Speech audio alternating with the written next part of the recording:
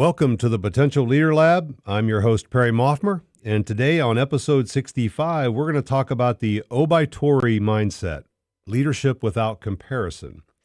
Now, Oubaitori, and I hope I'm pronouncing it correctly, is a Japanese concept that rejects comparison and embraces individual growth. Now, why would we be talking about that, and what does it mean for you, for an organization? What it means is that leadership isn't a race, and progress isn't linear. And I think it's time to dismantle the obsession with measuring yourself against other people's scoreboards. And I think if you've listened to me in the past, you're going to know that, I don't believe in the comparison thing, because I'm going to repeat, which I believe is beneficial, Teddy Roosevelt's quote, "Comparison is the thief of joy." And I truly believe that. And so in this episode, we're going to dive deeper into the Oubaitori mindset and why it builds stronger individuals, teams, and organizations, and why trying to more or less clone leadership will always fail. So let's be really blunt. Comparison is the killer of authenticity. And too many organizations try to develop leaders by kind of slapping a one-size-all-fits framework to a bunch of people, expecting them to fit into a predetermined mold. And the problem, no leader, no great leader, no great human has ever been a carbon copy of someone else.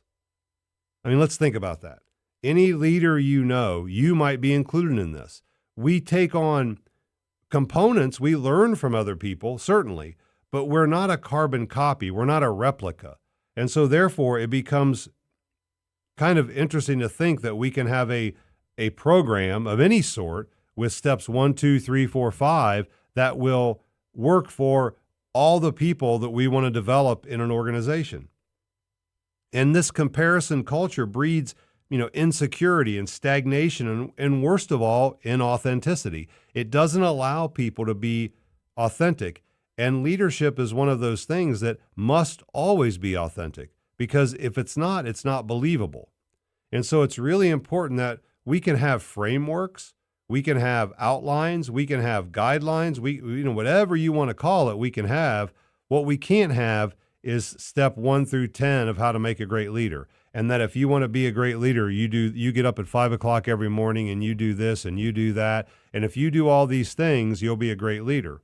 Because it often, and for me, it connects, and I don't know if it will for you, but my pastor was always fond of saying this phrase, going to church and calling yourself a Christian is like standing in your garage calling yourself a car.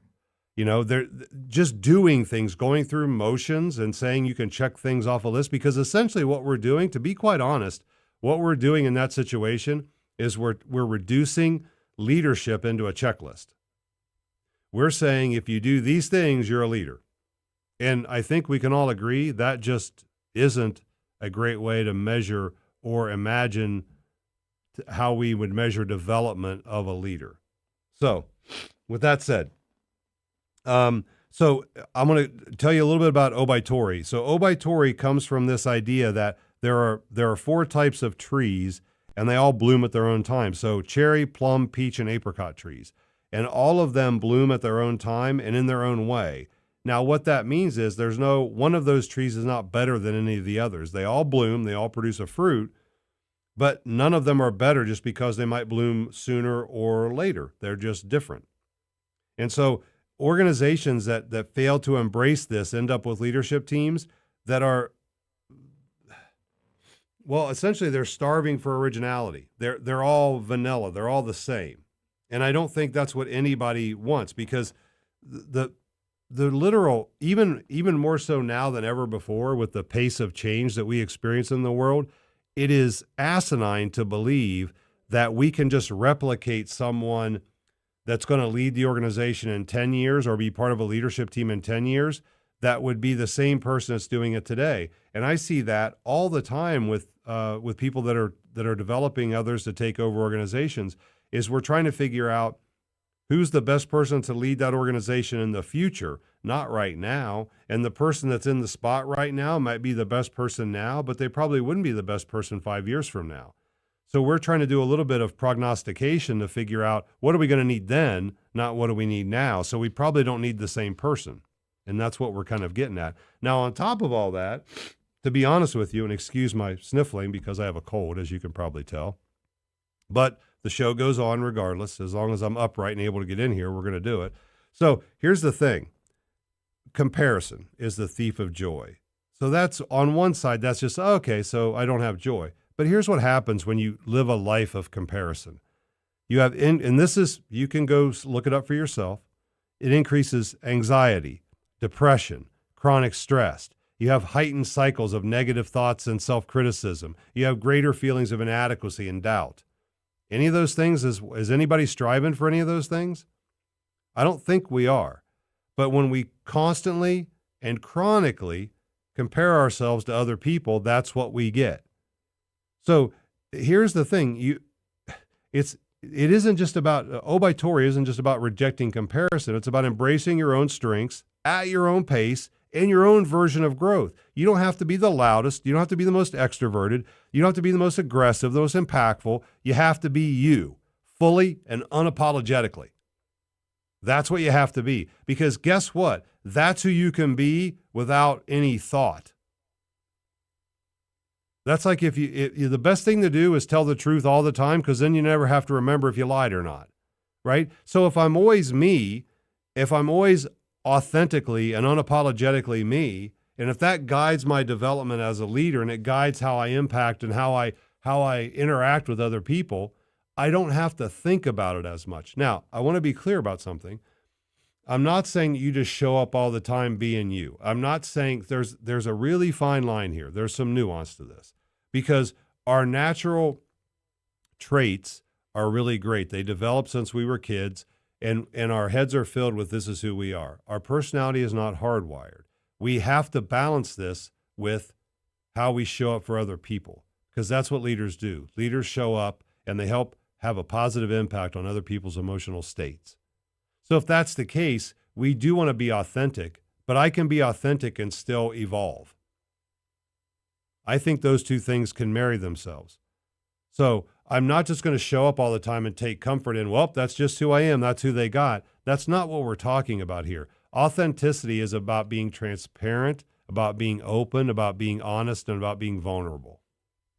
So we do want to focus on our strengths, but we also want to be open and honest about our weaknesses and the areas that we lack. Both of those things have to play into this. So organizations that understand this, they create space for individuality within leadership pipelines. They're not trying to create the next X, the next person, the next Steve Jobs, the next whoever. Instead, the question should be, and everybody should ask, who are you becoming? Right? Who are each of you becoming? Because we need all of that variation because homogeneous groups are weak. Heterogeneous groups are strong. So we need the individuality. We need the variance because that's what makes a great team. Because if we're all thinking alike, we're not thinking. And if we're all behaving the same way, it's going to be very hard. Now, does that mean we do want to share the same values? This is where values become really important because we can all share the same values, but we're not going to exhibit them all in the same way. And if organizations are able to adopt this kind of mindset, it fosters a culture where strengths are amplified instead of being forced into unnatural roles. Creativity thrives because people feel safe to operate outside of traditional expectations. And teams function better because people aren't locked in a toxic battle of outshining each other, right? We're all trying to be who we are. We're all trying to bring our authentic strengths to the table because they're valued. But we have to set it up that way because if we're setting up a fight, then we're not going to be focused on contributing in our own unique way.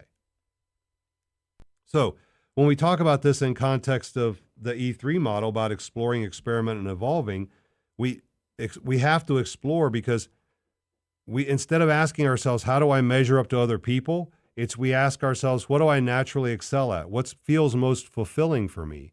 So what that means is we have to do some exploration because there is no one path to do this. And that means we have to take a step back from external validation and shift our focus inward. It means embracing our natural abilities instead of forcing ourselves into roles that don't align with ourselves. And if we prioritize this stage, we give ourselves permission to observe, reflect, and acknowledge the areas where we thrive. I've seen far too many times where we have this one path forward for organizations. And unfortunately, what that path is the path to management, which some people would call leadership, right? So what we end up doing is we go to somebody who's a great person. They're great in the organization. They're doing their job. They're excelling at their job.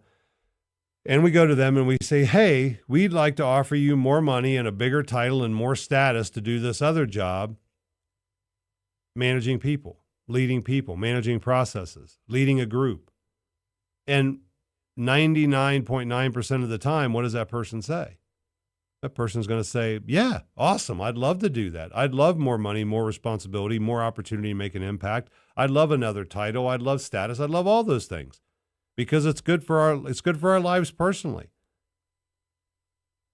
And so we move everybody into this space where we think we're going to clone people without regard to their natural talents and desires and their own authenticity, because oftentimes we don't even know who we are.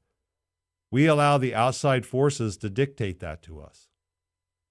So that's what we have to stop and think about as leaders in organizations. How are we doing this? Are we going in about it in a way that gets us a result we actually want? And if we go on to experimentation, that next phase, so we figure out, what areas we want to experiment with, we're going to take those intentional actions and test new ways of applying our strengths. See, this is where we're not going to do the same thing over and over again. We're finding new avenues because the Oubaitori mindset thrives here because it acknowledges growth is not linear. We're not going in a straight line. We have to try things to see if they work. It is going to be a couple steps forward and one step back. And it's okay. Sometimes it might be one step forward and 3 steps back. That's okay too, as long as it's not a habit, right? But there's no other way to do it because we have to get into that growth mindset. We have to adopt that growth mindset. Now, I want to tell you, there's a couple things. There's some components of a growth mindset because, as we know, a lot of people might profess to have one, but they may not truly have it. Now, what that means is there's some things we got to believe. One is we believe intelligence can be developed or expanded. We embrace challenges as growth. We persist in the fear in the face of setbacks. We see effort as the path to mastery, and we learn from criticism. And the step 5.5 is finding inspiration in success of others. But I want to really focus in on 2 of those, which are we see effort as the path to mastery. We don't see mastery as the path to mastery. So effort is different than success. So we see effort, putting forth effort as the path to mastery. And then the other one is we learn from criticism. And I was just with a group the other day, and we all know this, right? Criticism in the moment does not feel good. Nobody loves to receive criticism in the moment. And that's okay. We can work at that. We can work at becoming better, but we're still going to kind of flinch every time we get that. But if we know that we need it, because almost all of us know that after the fact, when we reflect back on the criticism, it's beneficial. And that's really what we're talking about with the growth mindset. And then, so you got to figure, here's some practical examples, right, of how this experimentation works with Oubaitori, which is, take on projects that align with your strengths rather than traditional leadership expectations. Don't go the traditional route. Don't try to prove that you're a leader. Figure out what you're really good at. What's your sweet spot? And lean into that. Test new ways to influence, whether through quiet strategy, direct action, creative problem solving. There is no one path, right? So test different ways to influence that align with who you are, that feel natural and authentic to you. And then finally, engage in some new learning experiences that redefine leadership style that's unique, not borrowed. Again, I want you to go out. I want you to listen to podcasts. I want you to read books. I want you to talk to people. I want you to do all those things, but only in the context of exploring those things and then experimenting with ones that connect with you authentically. I'm not saying that only reinforce who you are, but that connect with you and feel authentic. Because The one thing leadership must always be is authentic, because it's going to be difficult and challenging. And if it's authentic, you can lean into those difficult and challenging things. Much easier than if you're trying to parrot back something that you heard somebody else say would work. It's really important because it's going to feel different for you and it's going to feel different for the other person on the other side of it. And then evolving, that's the end game here. And what we're really about, evolution isn't about arriving at some, predetermined ideal leader status. It's about continual refinement and learning further and leaning further into personal authenticity. That's how we evolve. We become more of who we are. We take on our full responsibility, because here's what authenticity means from an existential standpoint, is creating yourself. See, we get this weird thing and we think authenticity is about being ourselves. That's not what existentialists tell us. See, we think authenticity is I'm just going to be more of who I am. Whoever I am right now is being authentic, is just being me. That's not true. What's true is I'm taking full responsibility for my life and creating myself as I go. That's authenticity. Authenticity is about taking responsibility for your life and creating yourself as you go, not about just being yourself in the moment. Because being yourself looks backward, creating yourself looks forward. There's much more power in creating yourself, because evolution is a part of that, because we're constantly recreating ourselves. And that's what's really important. Excuse me. So here's what we're going to do. We're going to talk about how to build an Oubaitori informed leadership culture of development. So I'm going to give you some steps here. Number one, destroy the ideal leader archetype. I was just talking to somebody this morning, a leader in an organization, and we don't want to have this is what a leader looks like in the organization. This is the only kind of leader we want. We don't want to base this on leadership stereotypes. Otherwise, we'll just have these, rough and tumble, decisive, all those things that we say leaders are. The great man theory out of the 40s or 50s, right? And strength doesn't always look like domination. Influence doesn't always come from charisma. It presents itself differently. So we have to destroy that ideal leader archetype. Then we have to redefine leadership development. Traditional programs, they just assume the growth should look the same for everyone. And we need to create paths that allow for individualized growth based on strengths, not comparison. There's no one way to do this. There's no one speed at which people grow. Peach trees, apricot trees, cherry trees, they all bloom at a different rate. We could learn a lot from the natural world.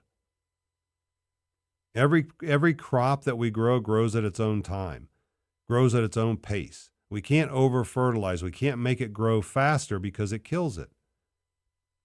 And then finally, you can encourage experimentation, not perfection. I actually had this debate with a group the other day because we got to talking about perfection and striving for excellence. And I don't believe perfection's ever the goal. We always want to try to do things correctly. But if all we're striving for is perfect, we're always going to fall short, and we're always going to have a negative emotional state around that. We're just not capable of perfection. Very rarely are we capable of doing it exactly right. And if that's what our focus is, and that's how we determine if we're doing well or not, then we're always going to be disappointed. Because the only way to evolve is through experimentation, which connotes failure. We need to recognize and reward diverse contributions. Stop celebrating only the loudest voices in the room. Recognize the thinkers, the strategists, the quiet operators who make things happen behind the scenes. They're all leaders. We need everybody. We need all of those people. We can't just pay attention to the people who take up all the space in the room. That's not building a sustainable and scalable leadership development culture. And then finally, build a feedback culture that fuels self-awareness, not self-doubt. Instead of pointing out how someone isn't like another high performer, guide them toward deeper self-discovery of themselves. That's what we want. We want deeper self-reflection, deeper self-discovery of ourselves, not being compared to someone who is a high performer in their area who, by the way, is nothing wrong with them. It's not their fault, but everybody doesn't grow at the same rate. We don't bloom at the same time. So in closing, if you want to develop true leaders, not clones, not facades, not robots, you have to abandon the comparison trap. And the Oubaitori mindset isn't about being the best in some false fabricated competition. It's about being the best version of yourself on your own timeline in your own way. And the strongest organizations don't force people into a mold. They create an environment where everybody has the chance to do the thing we just talked about. We have the space to bloom. We make room for all of those trees. So stop chasing someone else's path. Stop trying to mimic success that isn't yours. And ask yourself, what's my way? Nietzsche told us, you have your way, I have my way. As for the right way, the correct way, and the only way, it does not exist. Just remember this, and I'll leave you with this thought, and then we'll sign off. Your path is the only path worth taking. So I'm glad you could join me today. I look forward to talking to you again soon.